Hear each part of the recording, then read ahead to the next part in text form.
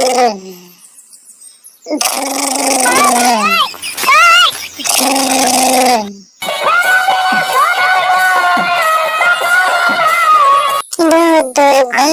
টাইমে কে যে ফোন করছে, একটুকু জীবনটাই শান্তি নাই। হ্যালো, আই এম মদনের বেটা ছোটু আই স্পিকিং। হ্যালো জওয়ান, তোমার ছুটিটা ক্যান্সেল করা হয়েছে, তোমাকে জলদ সে জলদ বর্ডারে আসতে হবে।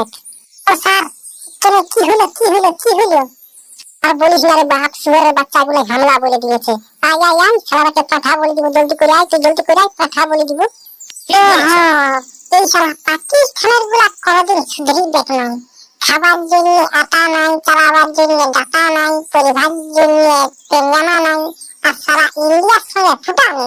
দাঁড়া, আমাদের ঘরে টাঙ্গি তারা কাঁচরাটা নিয়ে যাচ্ছে, জয় মা কালী করে ভাজ করে তেল করে দেবো।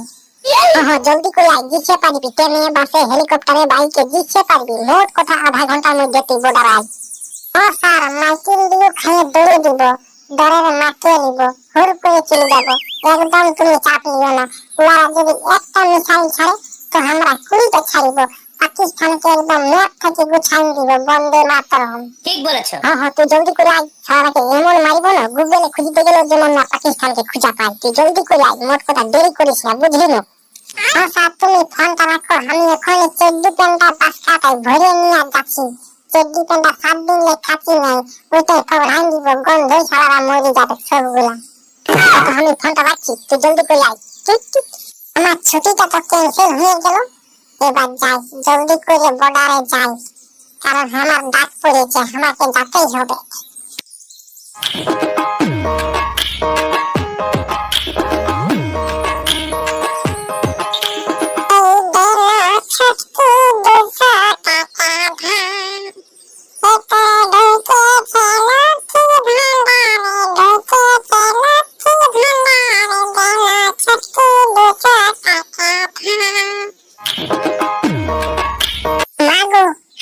জলদি করে বর্ডারে যেতে হবে, আমার ছুটিটা ক্যান্সেল হয়েছে। তুই জলদি করে আমার ব্যাগটা সামানপত্র রেডি করে দে। ছুটি ক্যান্সেল হয়েছে কি হবে কি? পাকিস্তানে অ্যাটাক করেছে, আমরাকে জলদি করে যাই নিয়ে যুদ্ধ করতে হবে, যুদ্ধ।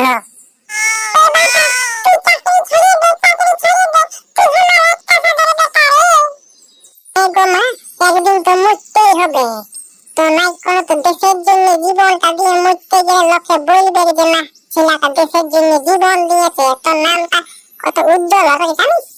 ঠিক বলেছো।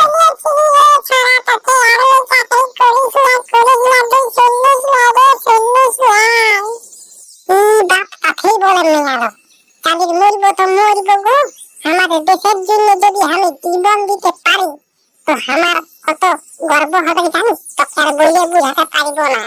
ঠিক বলেছো। আমি তোর সঙ্গে মজাক করতেছি রে বাবা, তুই আমার একটা হাজার বেটা, তুই যদি মরে যাস তো মরে যাস, তবে তোকে আমি বলে দিচ্ছি, নাই করে তো 50-70 হলেও মারে মরবি। তুই চাপ নিস না গো মা, এমন মারিব না একদম পাড়ার মারিব, পাড়ার হেমারি পাড়া। ভাই তো ছুটি ক্যান্সেল হয়ে গেল, তবে আমি একাই ঘরে কি করব? আমিও তোর সঙ্গে যাবো বর্ডারে লড়তে। কোন মুরগা লড়াই চলছে না কারা লড়াই চলছে, তুই আমার সঙ্গে যাবি কি? এটা দেশে দেশে যুদ্ধ চলছে, তুই গেলে মরে যাবি। তুই প্র্যাকটিস করিস নাই, তোকে যাতে হবে তাই, তুই আমার মায়ের একটু ভাইবি। ঠিক বলেছো। আমি কোনো কথা শুনব না, আমি তোর সঙ্গে যাবো তো যাবো, তুই যা পাইবি করে নে। আরে বাবা, এ ঘোড়া তোকে যেতে হবে না, তুই ঘরেই থাক।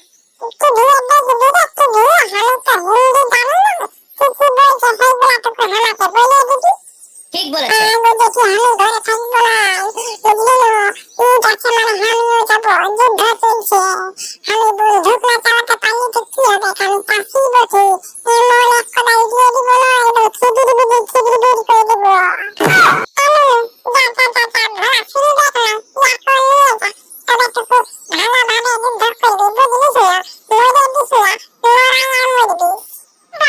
গো মা, আমি তোরে ছাড়বো ঠিক, হাতে না পারলেও দাঁতে ছিঁড়ে দিব, তুই চাপ নিস না। এই চল জলদি করে চল, বুঝলি না, তো 10 মিনিট হয়ে যাবে। তেলে পানি দমে দেরি হবে, এই ছেলে দাঁড়াবে, ওই ছেলে দাঁড়াবে। হ্যাঁ, তোর স্কুটিটা বের কর, স্কুটিটাই করে যাবো। অত তাইতো ভাই, তাইতো, জলদি করে চ।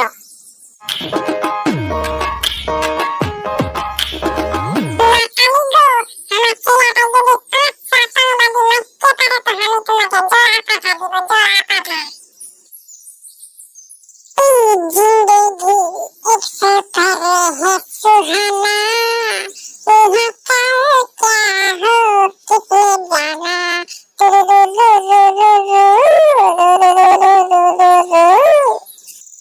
বড্ড গানে বিয়াছে, সারা যুদ্ধ করতে যাচ্ছি, মরতেও পারি আর বাঁচতেও পারি, কোনো ঠিক নেই। ঠিক বলেছো। মরবো তো মরবো, বাঁচে থাকে কিছু নিয়েছি। দেশের জন্য যদি জীবনটা দিতে পারি তো লাইফ তো লোকে বলবে যে ঝন্টার বেটা চাকরি না পাইও দেশের জন্য যুদ্ধ করতে গেছিল আর 5-6 জনকে মারিয়েছে আর মরে গেছে। বাস বাস, এইটাই আমার জন্য কাফি রে ভাই। ঠিক বলেছো।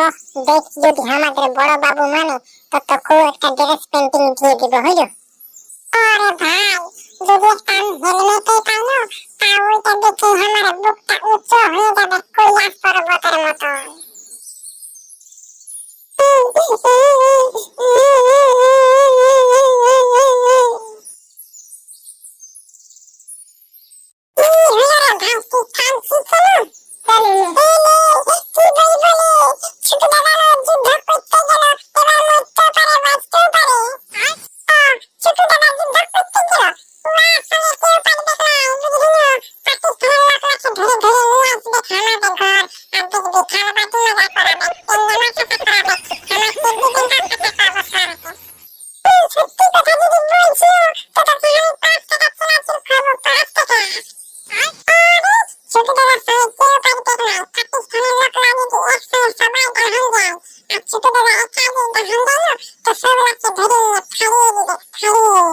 ঠিক বলেছো।